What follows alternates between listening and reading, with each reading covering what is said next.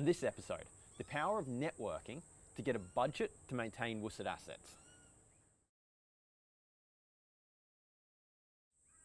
Hey everyone, and welcome back to Ideanthro, where we are still talking about how councils can go about getting a budget to maintain their water-sensitive urban design assets.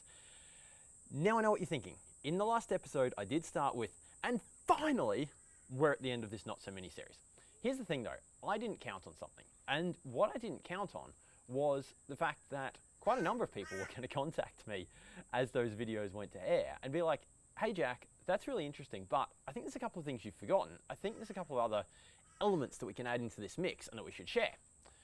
So, we are continuing this series. There's going to be at least a couple more episodes. I don't quite know when it's going to end because I can't predict who else is going to contact me and share some really good ideas of theirs. But we're going to continue this series so that we can get these extra ideas out there. So, this episode, we are talking about an idea that Emma O'Neill, formerly from Ipswich City Council, contacted me and suggested. And Emma made a really good point. And it's actually really funny from my perspective that I didn't notice this, but I'll go into why it's funny in the next episode. But what Emma suggested was this, that while my original framework had the steps of, find your assets, assess their condition, decide who should be responsible for maintenance, start building information for a budget. There's briefing up in there. There's a few more steps. While my initial idea had all these steps in it, Emma quite rightly pointed out there's something sitting around and encompassing all of this that has made a really good impact in Southeast Queensland. And that has been the willingness of everyone in the industry, whether that's people in local government, whether that's consultants, whether that's the the NGOs like Healthy Waterways, those kind of inter-organisational organisations in their own right.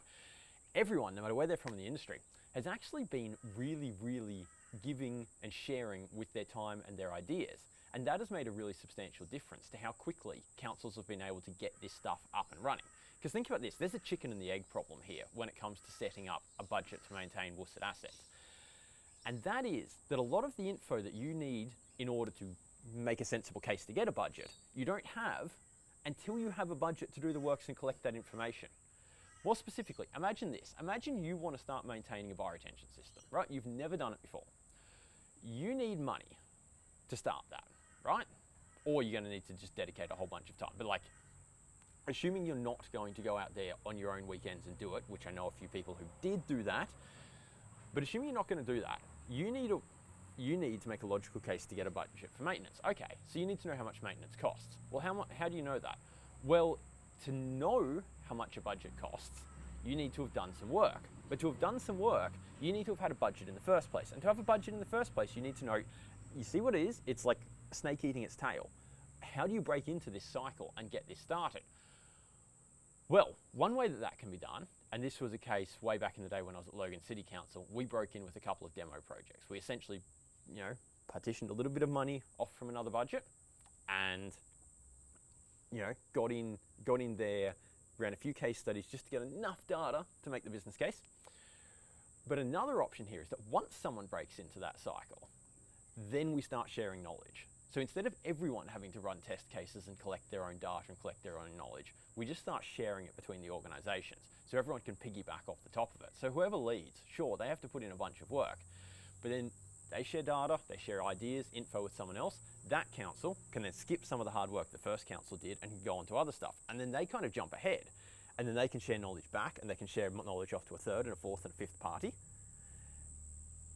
And the whole situation improves. And Emma's point here was that without that knowledge sharing that definitely occurred in Southeast Queensland, the process would have been a lot slower.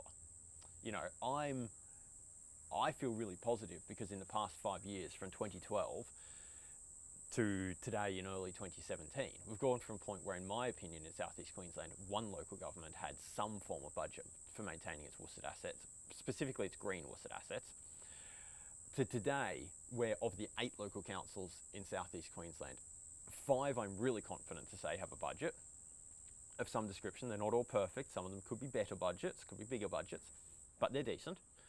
Possibly as many as 7, but the 2 other councils I haven't actually talked to. But the point is, there's been this massive jump made.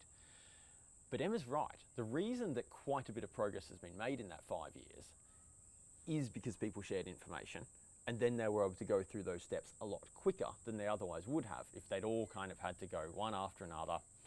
Well, not one after another, like go through the steps themselves one after another. And that's that. So concluding this, what were some particular forums through which local governments shared some knowledge? Well, here's a few ideas. Number one, throughout the time that that's taken place, there have been a few ad hoc groups sharing, like email groups. They've occasionally met up of local government officers in southeast Queensland who have shared knowledge about maintenance. That really just got started because people went, okay, who else do we know in this field? Let's just start a bit of an email chain. Actually, you know what? Let's just find, even if they're not related to maintenance, let's just find someone in each of the local governments in these areas and contact them, start an email train essentially going, hey, can we just start up this little bit of a conversation on email about what we're all doing here? The people who are in the local governments, so for the local governments where they did know the right person to contact and that person just jumps in on the conversation. In the local governments where, okay, maybe we didn't know who the maintenance person was, but we've contacted someone else, they really quickly put them in contact, or put us in, put the right local government person in contact with the right other local government person, and got an email chain going around. So that's really one good way, and that's one great way for local governments just to share knowledge directly with each other. Not for, like the NGOs, like the Healthy Waterways of the world, can play a really good role in this. They can facilitate that if they want to. Healthy Waterways certainly did play a role in that in southeast Queensland. Also, you'd be surprised how often the consultants of the world have got knowledge on this, because maybe imagine that you're a consultant who does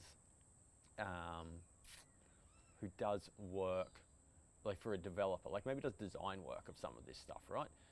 Well, the people who definitely, like, even if you're in a situation where all the local governments in your local area don't have a budget yet for maintenance, I can guarantee you if you are getting assets built by developers, there is one group who are going around spending money maintaining assets, and that's the developers. So in the process of that, some of the consultants who are really passionate about this stuff end up finding out a fair bit because they've designed the system and the developers maintaining it, and that relationship doesn't or shouldn't stop there. Like, the designers should be finding out what the developers are doing as they're going on constructing these systems, because good practice keeps the designers involved to make sure the design comes to fruition. The consultants actually end up learning a fair bit about maintenance and how it works, and even what it costs. So the consultants in the area can have a fair bit of knowledge to share. And in southeast Queensland, Emma's point was there are a bunch of consultants who very freely and happily share knowledge in that space because they realise it's good for the industry, right? The more we support the industry as a whole, the more it grows and progresses, and that is actually good for everyone who's in the industry. So that's just a few ideas of how we can share. The NGOs, the not-for-profits, can get involved. Local councils can start an email sharing network group. Consultants actually have a surprisingly large amount of knowledge to share in this kind of maintenance activities and cost space, and are often very freely, willingly, happily able and wanting to share it. That was not really a sentence. And sweet, that's it. So thank you, Emma, for pointing that out to me, this concept that surrounds and binds together, and I almost started quoting Star Wars and a description of the Force then, this concept that surrounds and binds together the actual steps of how local governments can go through getting a budget to maintain their WSUD assets. So thank you, Emma. In the next episode, I'm going to expand on why I found it really interesting that when Emma suggested this, I was like, how did I overlook that? But that's for another episode. That's for the next episode. We'll see you then. Have a good one.